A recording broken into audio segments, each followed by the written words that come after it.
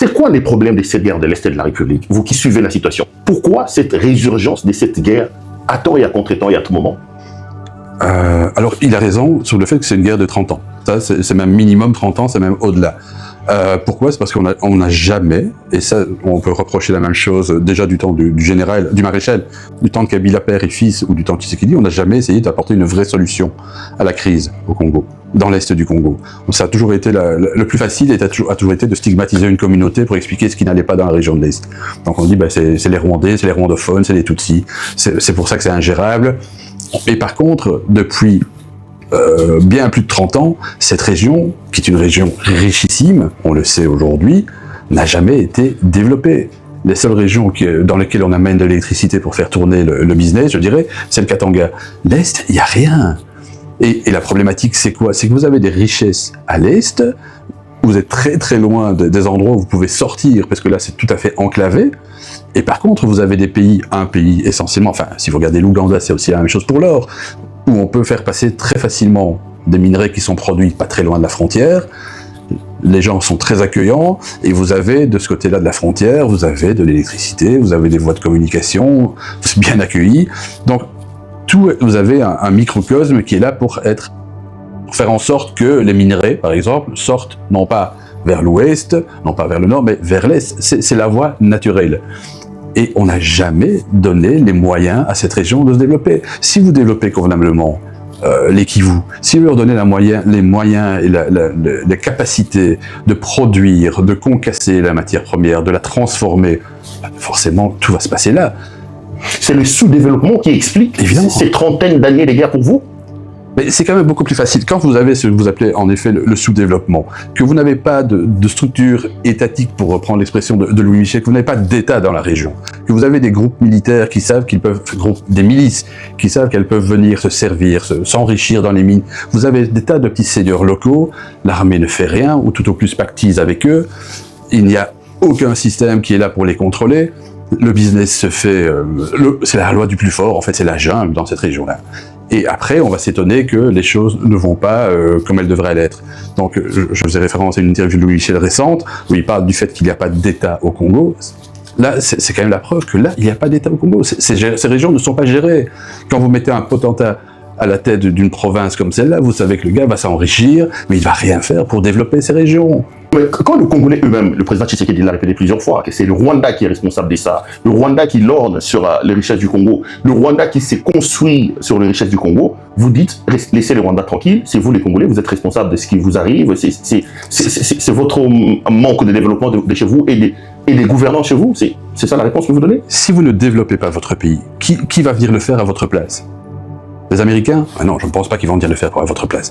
Ce problème de manque de développement, c'est quand même pas le problème du Rwanda, c'est pas le problème, c'est pas le Rwanda, c'est pas Kagame qui vous dit de ne développer pas cette région-là.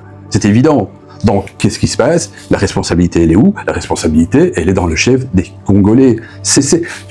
Quand Tshisekedi dit ce petit pays va pas m'embêter longtemps à la moindre escarmouche, dans l'absolu, il a raison. Quand vous regardez la taille du pays et quand vous regardez la puissance potentielle du Congo, il y a pas photo, évidemment. Donc, ce n'est pas ce petit pays-là qui peut déstabiliser le Congo, mais ce n'est pas non plus ce petit pays-là qui va venir développer le Congo. Alors, ce qu'on peut dire, c'est que, évidemment, le Rwanda est très content que ça ne se développe pas au Congo. Puisqu'évidemment, tout va continuer à venir chez lui. Ça, c'est vrai. C'est pas lui qui tire le ficelle. Parce que le Congo dit que c'est pas nous, c'est les Rwandais qui sont à la base des sécurités et du désordre qu'il y a chez nous. Mais qui doit développer le Congo si ce n'est les Congolais? Je venais de lire un de vos derniers éditos ici. Vous vous posez la question de savoir si la FCM23 ne vit-il pas ces derniers moments au pouvoir. À l'intérieur, vous expliquez que aujourd'hui diplomatiquement, ça devient quand même compliqué. Est-ce que vous pensez que ces mouvements-là vivent ces derniers moments au pouvoir? Moi, j'ai lu vos interrogations et on a l'impression en vous le lisant que Tshisekedi fait quand même une grande percée diplomatique avec son rapprochement des États-Unis d'Amérique et qu'aujourd'hui à Goma et à Bukavu, ça commence à devenir quand même difficile pour ces mouvements-là. Est-ce que vous leur donnez encore une vie, disons une longue vie, ces mouvements de FCM23? Alors, ce que l'on voit aujourd'hui, c'est qu'en effet, ils se sont retirés. C'était à partir de là, puisque donc on avait vu qu'ils s'étaient retirés d'Ouvira en janvier, et puis ils avaient gardé quand même des positions... Sangué notamment. Voilà, notamment. Luvungi, des choses comme c'est ça. Et là, on voit de nouveau qu'ils se sont retirés de 40, 50 km, je ne sais pas, donc ça doit représenter donc les positions qu'ils occupaient avant le 4 décembre, c'est-à-dire avant la fameuse signature de cet accord à Washington entre le Rwanda et le Congo. Et donc ça, on sait que c'est une pression américaine. Et donc la question que je me posais, et c'est une question que j'ai posée également aux gens de la FCM23, au cadre de la FCM23, je veux dire, aujourd'hui, vous m'expliquez que vous acceptez de vous retirer parce que c'était dans l'accord et parce que c'était peut-être une erreur d'avoir conquis Uvira à ce moment-là. Mais je dis, qu'est-ce qui demain vous empêche de quitter de nouveau, de remonter plus vers Bukavu et puis vers Goma et puis peut-être de disparaître comme ça. Et là, les gens les cadres de la FCM23 me disent non. Là, on a reculé jusqu'au maximum de ce que l'on pouvait reculer pour montrer une fois de plus notre bonne volonté. La problématique, c'est que la région de Bukavu, la région de Goma, ce sont pas des États. Hein, on est d'accord, c'est une zone qui est contrôlée. Mais la FCM23, c'est pas un gouvernement. La FCM23, c'est un mouvement militaire, c'est un mouvement révolutionnaire, on peut donner tous les termes, tous les adjectifs. Mais ce n'est pas eux qui vont, à long terme, gérer une partie du Congo. On va pas aller vers une balkanisation, ou que sais-je. Ça va pas.